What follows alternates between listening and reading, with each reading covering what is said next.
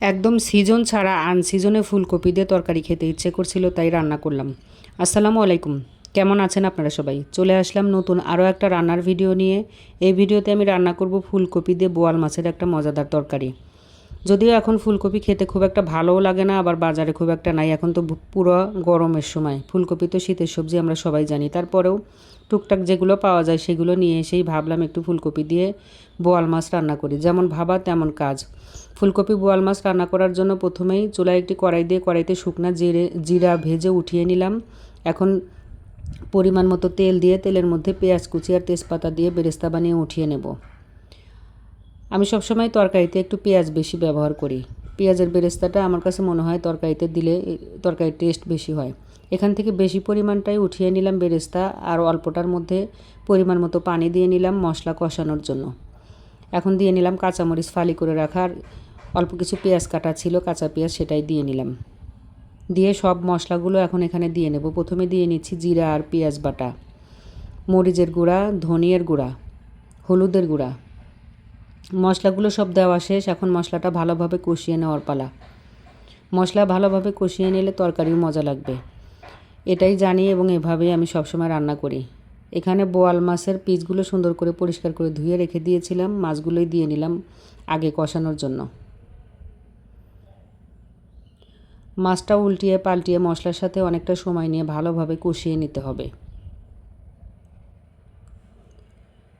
ঢেকে দিয়ে মাছটা এখন অনেকটা সময় নিয়ে কষাবো।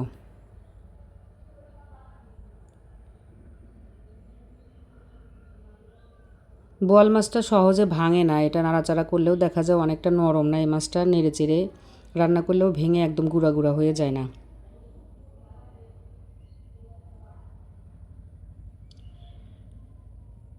এপিট উপিট করে নেড়ে চেড়ে দিয়ে মাছটা কষানো হয়ে গেলে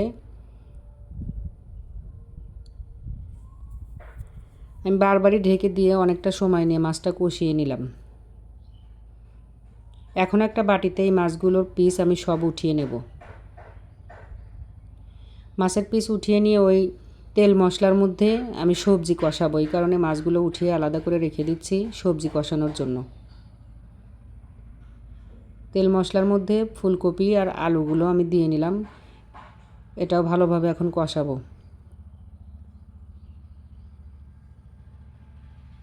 শীতের সময় তো এবার অনেক বেশি ফুলকপি খেয়েছি। আমার অনেক আগের কথা বলছি, ফুলকপি সবজিটা খুব একটা ভালো লাগতো না, কিন্তু সময়ের সাথে মানুষের যে রুচির চেঞ্জ হয় সেটা নিজেই বুঝি। আমার এখন ফুলকপি খেতে অনেক ভালো লাগে। অফ সিজনেও ফুলকপি নিয়ে আসি। ফুলকপিটাও ঢেকে দিয়ে বারবার ভালোভাবে সিদ্ধ করে নিচ্ছি।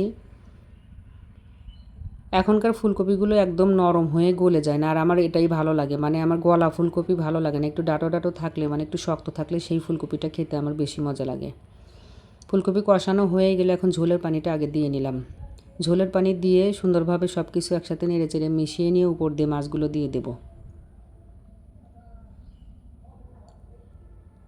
সব রান্নার প্রসেসিংই এক, মশলাও এক, কিন্তু শুধু সবজি আর মাছের জন্য টেস্ট হয় ভিন্ন।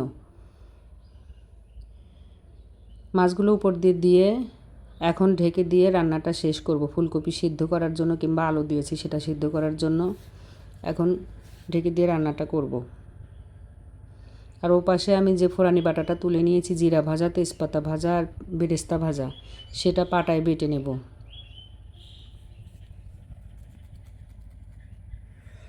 রান্না শেষে একদম নামানোর আগ দিয়ে ঝোলটা যখন আমার মন মতো চলে আসবে, তখন আমি সেই ফোড়ানি বাটাটা এখানে ব্যবহার করব।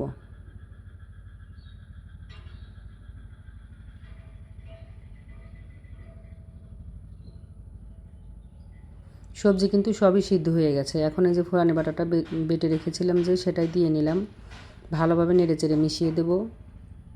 আরও কিছুক্ষণ ঢেকে দিয়ে রান্না করব মশলাটা ভালোভাবে সিদ্ধ হয়ে সব কিছুর সাথে ভালোভাবে মিশে যাওয়ার জন্য। এই ফোড়ানি বাটাটা দেওয়ার জন্য লাস্টে এসে এই তরকারিটার টেস্ট আর গন্ধটা খুব দারুণ হবে। মশলা মিশে যাওয়ার জন্য ঢেকে দিয়ে আরও কিছুক্ষণ জাল দিলাম। তরকারিটা কিন্তু আমার একদম কমপ্লিট হয়ে গেছে রান্না। ঝোলটা আমি এতটুকুই রাখবো। ফুলকপিও সিদ্ধ হয়ে গেছে কিন্তু একদম গলে যায়নি।